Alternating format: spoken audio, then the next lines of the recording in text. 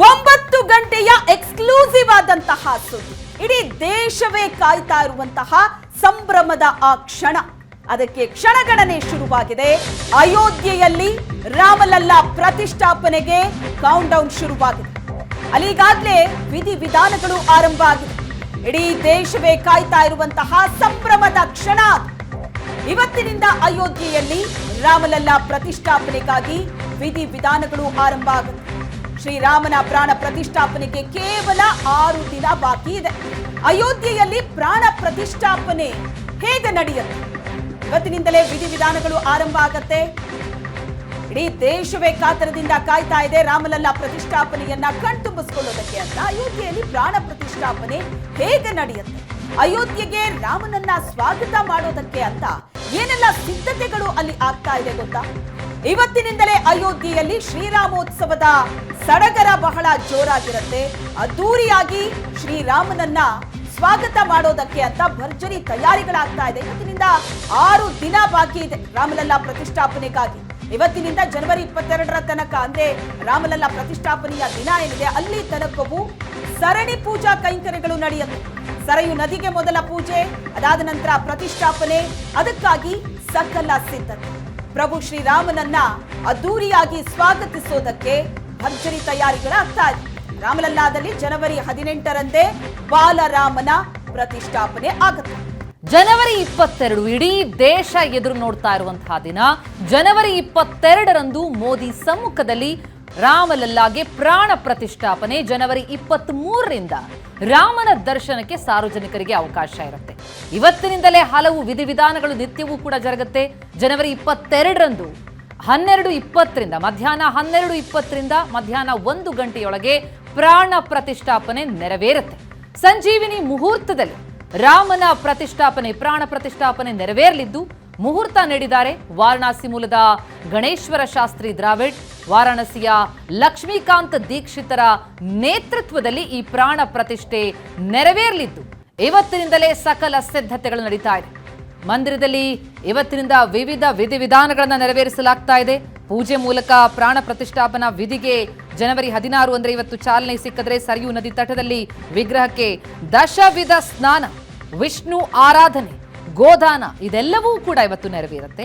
ಜನವರಿ 17ರಂದು ಮೂರ್ತಿ ಪುರಪ್ರವೇಶ ಮಾಡಿದ್ರೆ ಇಡೀ ದಿನ ಅಯೋಧ್ಯೆಯಲ್ಲಿ ದೇವ ದರ್ಶನ ಯಾತ್ರೆ ನೆರವೇರಲಿದೆ.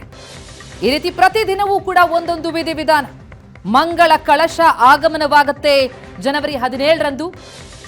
ಇಡೀ ದಿನ ಅಯೋಧ್ಯೆಯಲ್ಲಿ ದೇವ ದರ್ಶನ ಯಾತ್ರೆ ಸಾಗಲಿದೆ. ನಂತರ ಜನವರಿ 18ಕ್ಕೆ ಮಂದಿರ ಮಂಟಪದ ಶುದ್ಧೀಕರಣಕ್ಕಾಗಿ ಪೂಜೆ ನೆರವೇರಿ, ವಾಸ್ತು ಪೂಜೆಯಾಗಿ, ವರುಣ ಪೂಜೆಯಾಗಿ, ಗಂಗೆ ಪೂಜೆನ ನೆರವೇರಿಸಿ ಗರ್ಭಗುಡಿಯಲ್ಲಿ ರಾಮಲಲ್ಲಾನ ಪ್ರತಿಷ್ಠಾಪನೆಯಾಗುತ್ತೆ. ಅಂದ್ರೆ ಜನವರಿ 18ಕ್ಕೆ ಪ್ರತಿಷ್ಠಾಪನೆ, ಜನವರಿ 22ಕ್ಕೆ ನೆರವೇರೋದು ಪ್ರಾಣ ಪ್ರತಿಷ್ಠಾಪನೆ.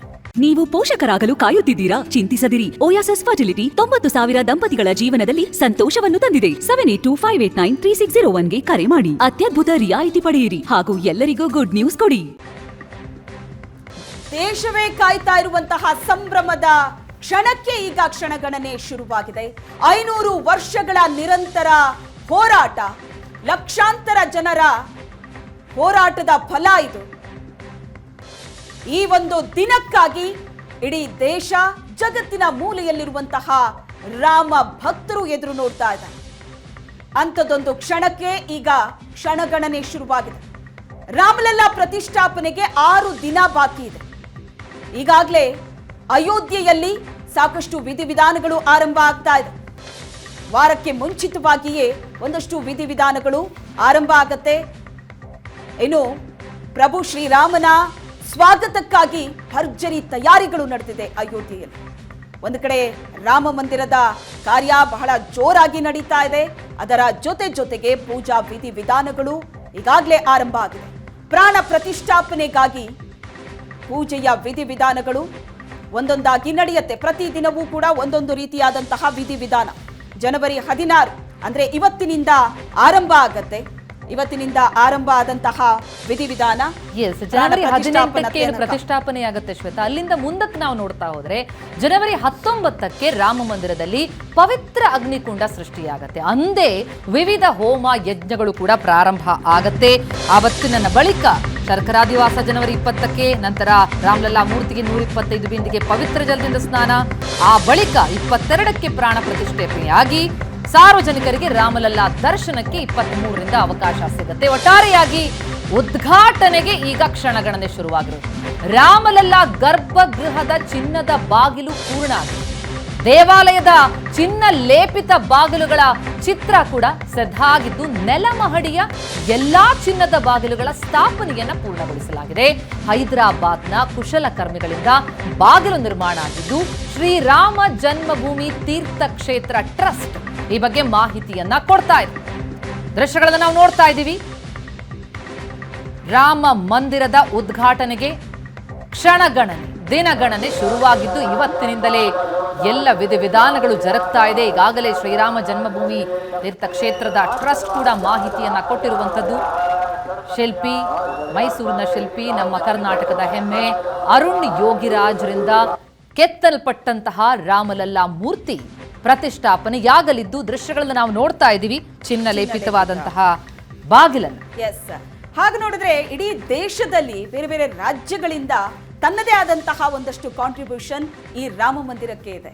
ರಾಮ ಮಂದಿರದ ರಾಮಲಲ್ಲಾ ಮೂರ್ತಿ ಏನಿದೆ, ಮೈಸೂರಿನ ಶಿಲ್ಪಿ ಕೆತ್ತಿರುವಂತಹ ಮೂರ್ತಿ. 3 ಮೂರ್ತಿಗಳನ್ನ ಕೆತ್ತಲಾಗಿತ್ತು. ಆ 3 ಮೂರ್ತಿಯಲ್ಲಿ ಒಂದು ಫೈನಲ್ ಆಗುತ್ತೆ ಅಂತ ಹೇಳಿದ್ರು. ಮೈಸೂರಿನ ಶಿಲ್ಪಿ ಯೋಗಿರಾಜ್ ಕೆತ್ತಿದಂತಹ ಮೂರ್ತಿ ಫೈನಲ್ ಆಗಿದೆ.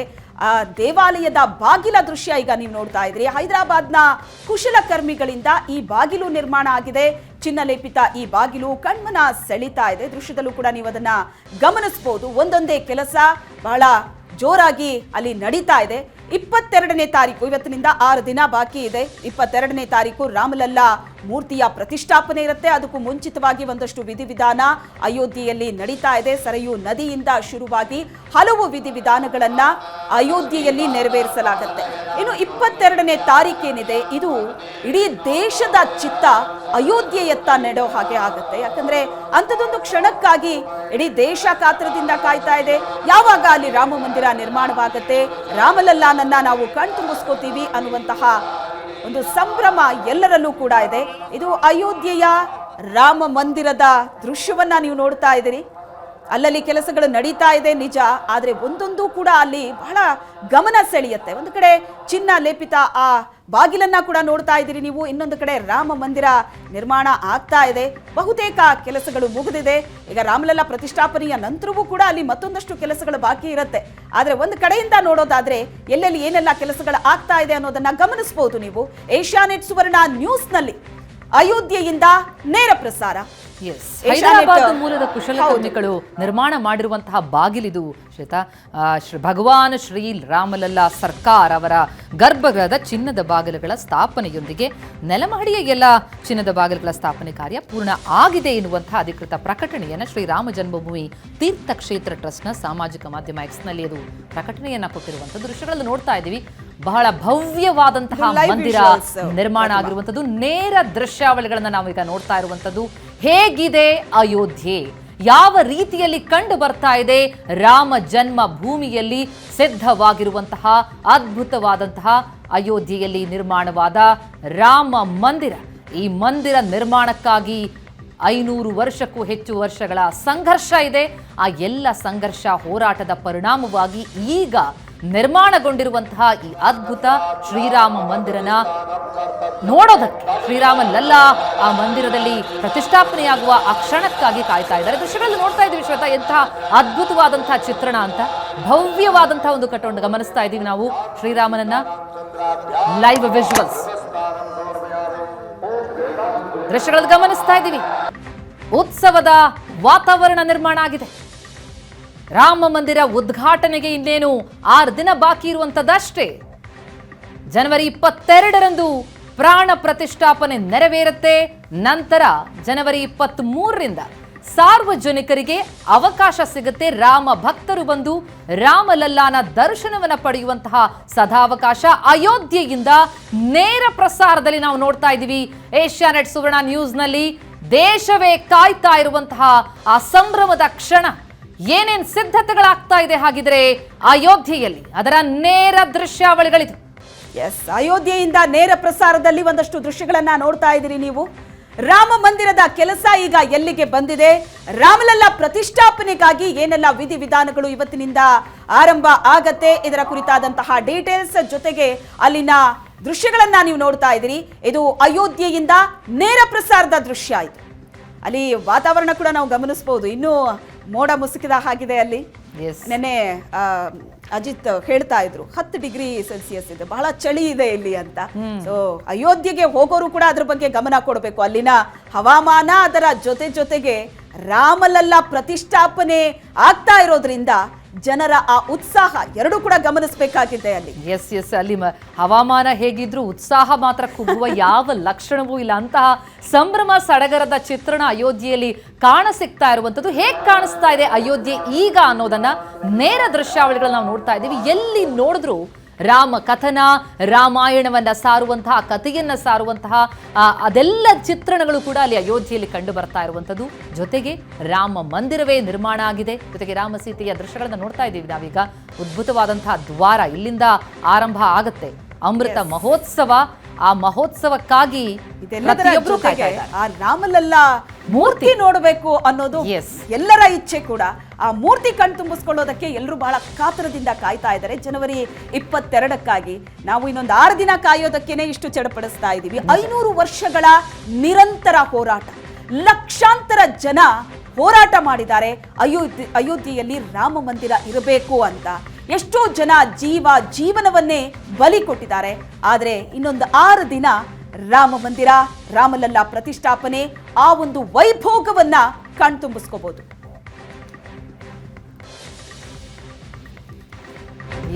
ನೇರ ದೃಶ್ಯಾವಳಿಗಳಲ್ಲಿ ನಾವು ನೋಡ್ತಾ ಇದ್ವಿ ಅಯೋಧ್ಯೆಯಲ್ಲಿ ಶ್ರೀರಾಮ ಮಂದಿರ ಹೇಗೆ ನಿರ್ಮಾಣ ಆಗಿದೆ ಅದ್ಭುತ ದೃಶ್ಯವನ್ನ, ನೇರ ದೃಶ್ಯಾವಳಿಗಳು. ಆದ್ರೆ ಅಲ್ಲಿ ಹೇಗಿದೆ ಆ ಚಿತ್ರಣವನ್ನ ಕೊಡೋದಕ್ಕೆ ನಮಗೆ ಪ್ರತಿಯೊಂದು ಮಾಹಿತಿಯನ್ನು, ಅಲ್ಲಿನ ಇಂಚಿಂಚು ಡೀಟೇಲ್ಸ್ ಅನ್ನ ಕೊಡೋದಕ್ಕೆ ನಮ್ಮ ಸಂಪಾದಕರಾದಂತಹ ಅಜಿತ್ ಹನುಮಕ್ಕನವರ್ ಅಯೋಧ್ಯೆಯಲ್ಲೇ ಇದ್ದಾರೆ. ಅವರಿಂದಲೇ ನಾವು ಎಲ್ಲ ಮಾಹಿತಿನ ಪಡ್ಕೊಳ್ಳೋಣ.